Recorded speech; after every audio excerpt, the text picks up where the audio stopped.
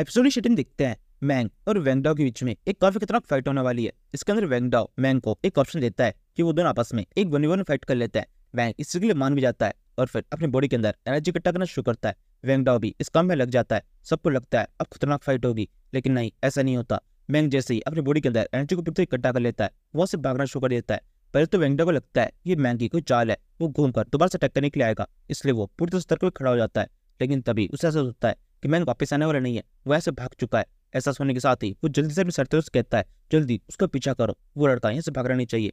ये कहने के बाद में वो खुद ही मैंग के पीछे पड़ जाता है और उसके ऊपर एक जोर से अटैक करता है, जिससे मैंग उछल चल के इधर से डॉच कर लेता है। ऐसे भागते हुए वो एक नदी के किनारे पहुंचता है और फिर नदी किनारे भी ऐसे भागते जाते हैं। इसे देखकर अनाउंसर्स कहती है, देख के लग रहा है मैंग काफी डर चुका है, वो वेंगडाओ से फाइट नहीं कर सकता। दूसरी लड़की बोलती है, ऐसा तो होना ही था, वेंगडाओ बहुत ताकतवर है, उसने अभी तक काफी सारे स्टूडेंट्स को इस कॉम्पिटिशन से बाहर कर दिया है, इसके बावजूद भी उसके अंदर काफी ज्यादा एनर्जी है। मैंग भी काफी ताकतवर है, उसने भी 4-5 लोगों को बाहर किया है, लेकिन फिर भी पावर कंपैरिजन काफी ज्यादा बड़ा है। पहली अनाउंसर कहती है, अभी का सीन देखकर ऐसा लग रहा है मैंग सीधे भागते हुए वहां से उस वाटरफॉल से नीचे कूदने वाला है, ताकि वो यहाँ से निकल सके। ये कहने के साथ ही मैंग भागता हुआ सीधे उस वाटरफॉल से नीचे कूद भी जाता है। यहाँ पर वेंगडाओ का अभी भी चैन नहीं आता। वो एकदम उस वाटरफॉल के पास में आने के बाद में नीचे की साइड अटैक कर देता है। मैंग जल्दी से इस अटैक को देख लेता है और फिर अपनी तलवार को आगे एक पत्थर में लटकाकर तेजी से अपनी स्पीड को कम करता है और साथ में खुद को घुमा भी लेता है, जिससे वो अटैक को डॉच कर लेता है और फिर वेंगडाओ की तरफ देखकर उससे कहता है, लो संभालो इसे। ये कहते वो अपनी तलवार को वेंगडाओ की तरफ फेंक देता है। अनाउंस चिल्लाती है, ये एक ट्रैप है। ये चीज से पहले कि वेंगडाओ समझ आती, उस ट्रैप के अंदर वो फंस जाता है। वो तलवार सीधा कर उसकी बॉडी को लिपट जाती है। अब वेंगडाओ अपने बॉडी को ठीक तरह मूव नहीं कर पाता। इसके बाद में मैंग अपनी अगली चाल चलता है। वो उसी रस्सी का यूज करके तेजी से ऊपर की तरफ आता है और फिर वेंगडाओ के ऊपर अटैक करना शुरू करता है। इस टाइम तक वेंगडाओ अपने आप को इतना फ्री कर चुका होता है कि वो मैंग के अटैक से खुद को बचा सके। वो मैंग के अटैक को होता हुआ देखकर तेजी से इधर उधर भागना शुरू कर देता है। मैंग के अटैक लगातार होते रहता है। कैसे स्लैश वेव वेंगडाओ के ऊपर आगे बढ़ता है, लेकिन एक भी वेंगडाओ के ऊपर हिट नहीं हो पाते। लेकिन इन स्लैश का अटैक जमीन के ऊपर पूरी तरह दिखाई देता है।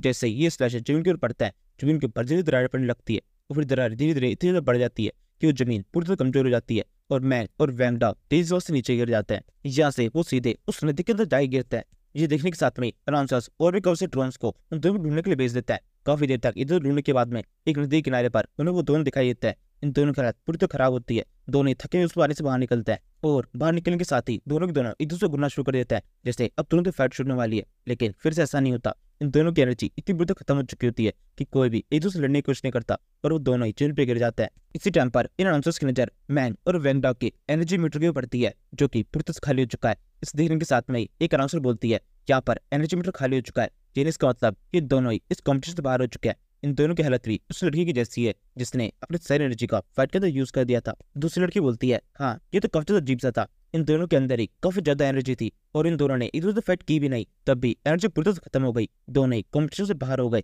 और देखो, कॉम्पिटिशन से बाहर होने की खबर इन दोनों से पहुंच भी चुकी है। इसके बावजूद भी मैंग ज्यादा खुश है। इस टाइम पर हम मैंग को देखते हैं जिसे स्क्रीन विंडो शो हो रही होती है। उसे इस कॉम्पिटिशन से कोई मतलब नहीं है। उसे स्क्रीन विंडो शो होती है जिसके ऊपर लिखा है, तुमने 5 लोगों को इस कॉम्पिटिशन से बाहर कर दिया है, यानी इसका मतलब तुमने इस मिशन को भी कंप्लीट कर दिया है। लेकिन क्योंकि तुम इस कंपटीशन को जीत नहीं पाए हो, इसलिए तुम इन दोनों में से किसी एक स्किल को सिलेक्ट कर सकते हो। मैं बिना सोचे गिली थ्रस्ट नाम से एक स्किल एक्टिवेट कर देता है और सोचने लगता है गिली थ्रस्ट स्किल काफी शानदार है। मुझे याद है पिछले लाइफ के अंदर भी इसने काफी अच्छा काम किया था और अब जब मैं इसे डेडेबल स्किल के साथ में कंबाइन करके यूज करूंगा तब तो उसकी पावर काफी ज्यादा ही बढ़ जाएगी। तभी एकदम से मैंग की आंखें वापस चमकने लगती है।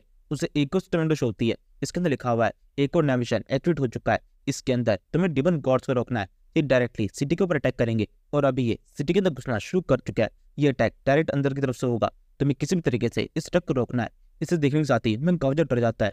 वो नीचे की साइड में इसकी डिफिकल्टी को बढ़ता है। वहां पर लिखा हुआ है, mission difficulty unknown, mission reward unknown. इसे देखकर मैंग का डर और ज्यादा बढ़ जाता है। वो सोचने लगता है, इसके बारे में तो ये सिस्टम भी मुझे कुछ ढंग से नहीं बता रहा है, मुझे समझ में नहीं आ रहा ये मिशन कितना ज्यादा डिफिकल्ट होगा।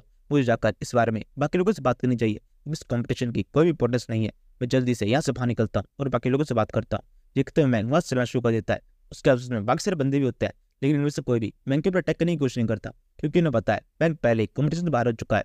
बेकार में उससे लड़ने का कोई फायदा नहीं है। और इसके अलावा इन सभी के माइंड में एक डर बैठ चुका है, क्योंकि वेंगडाओ इनका लीडर था और मैंग ने वेंगडाओ उस कॉम्पिटिशन से बाहर कर दिया। वेंगडाओ अभी भी अपनी जगह पर लेटा हुआ है। उसकी एनर्जी इतनी वापस नहीं आई है कि अपनी जगह पर खड़ा हो सके, लेकिन मैंग उससे पहले खड़ा हो गया, यानी कि मैंग की एनर्जी वेंगडाओ से ज्यादा है। इसे देखकर ही ये काफी ज्यादा चौंके हुए होता है। इस टाइम पर अनाउंसर भी जोर चिल्लाकर कहती है, मैंग चाओ जिसने ड्रैगन यू के सिर्फ ताकतवर प्लेयर को फाइट के अंदर हरा दिया, वो अब खड़े हो चुके हैं। उनकी एनर्जी इसी से पता चलती है। दोनों के बीच में एकदम बराबर की फाइट हुई थी, दोनों सेम ऊंचाई से नीचे गिरे थे। इसके बावजूद भी मैंग चाओ को जल्दी कुचला गया। ये चीज प्रूव करती है कि मैंग चाओ की एनर्जी काफी ज्यादा है, और इसका मतलब हम ये साफ तौर पर कह सकते हैं मैंग चाओ इस कॉम्पिटिशन में जीत चुका है। भले ही उनकी एनर्जी कम हो गई हो, लेकिन फिर भी वो खड़े हो चुका है, इसलिए उन्हें विजेता घोषित किया जाता है।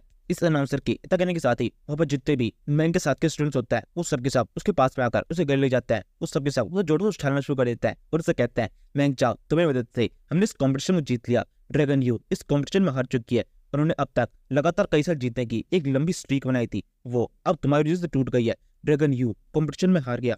इसकी कुछ देर बाद में उस जगह पर काफी सारे मीडिया रिपोर्टर्स भेजा जाता है और सबके सब मैंग का इंटरव्यू लेने लगता है। वो सब उनसे पूछने लगता है कि किस तरीके से उसने इस कंपटीशन के अंदर अपनी जीत को हासिल किया। इन सभी के जवाब में मैंग के इतना सा कहता है कि यहाँ पर जो हमारा इंटरव्यू हो रहा है ये लाइव है, लाइव सभी लोग हमें देख रहे हैं। इंटरव्यूअर बोलता है हाँ ये एकदम लाइव है, सभी लोग आपको देख रहे हैं, जल्दी से जवाब दीजिए। मैंग कहता है मैं केवल एक चीज कहना चाहूंगा मॉम, मैं जल्दी से घर पर आ रहा हूँ, मुझे बहुत तेज भूख लग रही है, बहुत शानदार सा खाना बना के रखना। ये सुनने के साथ ही सभी लोग हंसना शुरू कर देते हैं। मैंग के घर पर भी उसकी बात करने लगती है, ये बात तुम्हें लाइव कहने की जरूरत नहीं है, तुम आओ तुम्हारे लिए सब कुछ रेडी होगा। ये सुनकर मैंग की बहन काओ भी अपने खाने की पूरी लिस्ट बताने लगती है कि उसे खाने में क्या क्या चाहिए। इसके बाद में ये दोनों मार्केट की तरफ निकल जाते हैं। यहाँ से हम सीधे 7 दिन बाद का सीन दिखते हैं।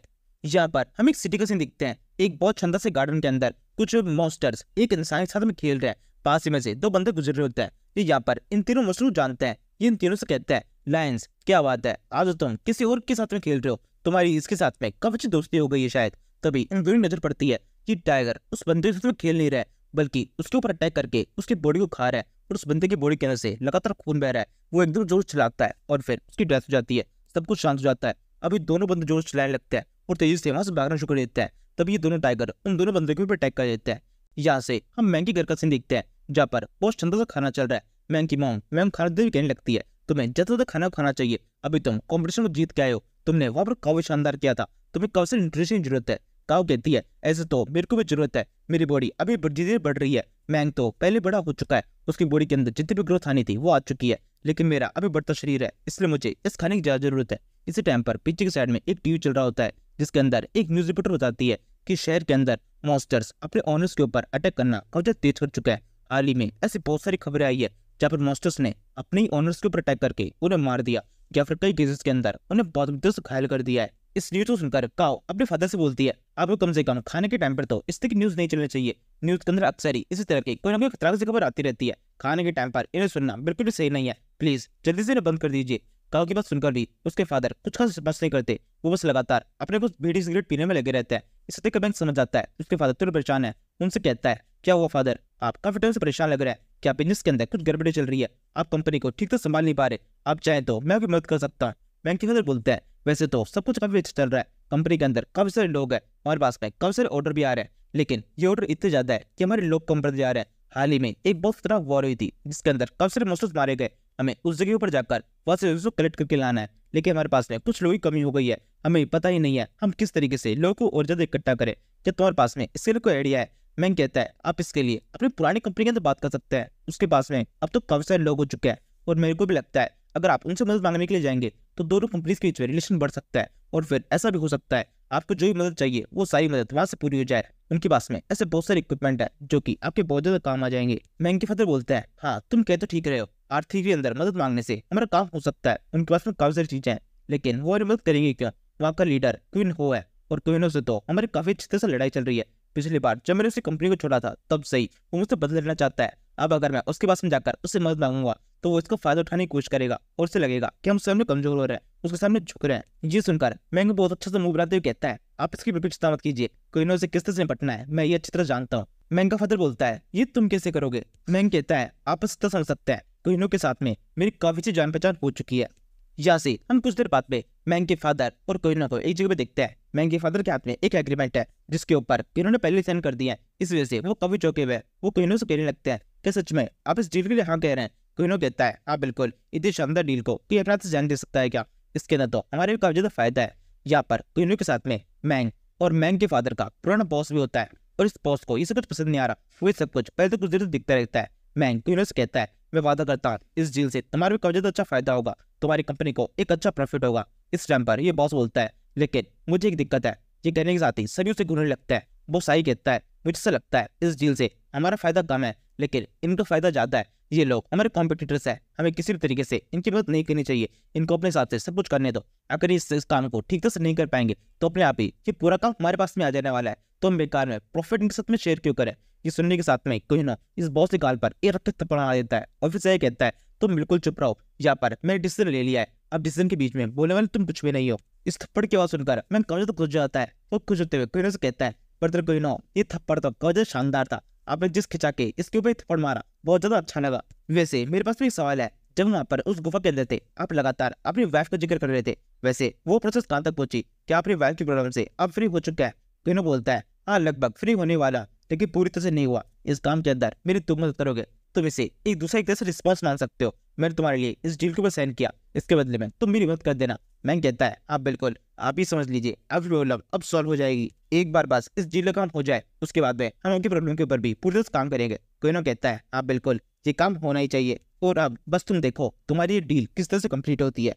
इसी टाइम पर मैन के फोन पे किसी कॉल आता है। ये कॉल इस बूढ़े आदमी का है, इसका नाम है मिस्टर निंग। एक टाइम पर मैंग ने इससे काफी मदद की थी और इसके बदले में इस बूढ़े आदमी भी ने भी मैंग की काफी ज्यादा मदद की थी, बार बार के मैंग को सपोर्ट किया था। जी अब मैंग कॉल करके उससे कहने लगता है मैंग मुझे यहाँ पर तुमसे एक बहुत जरूरी काम है, अगर तुम थोड़े बहुत फ्री हो तो मैं तुम्हें एक बहुत ही स्पेशल इंसान से मिलाना चाहता हूँ, उसका नाम गाओ ये है। मुझे पूरा यकीन है तुम काफी ज्यादा होशियार हो, तुमने कम से कम एक बार तो उनका नाम सुना ही होगा। मैंग कहता है हाँ बिल्कुल गाओ ये को दो मैं काफी अच्छी तरह जानता हूँ, वो एक सोलफोर जीनियस है, मैं उनसे जरूर से मिलना चाहूंगा। आपने मुझे एकदम सही टाइम पे कॉल किया है, मैं जल्दी से जल्दी अब बस मैंने कोशिश करता। जी कहने के साथ ही मैन फोन काट देता है और यहीं पर इस सीरीज का ये एपिसोड खत्म होता है। Thank you for watching.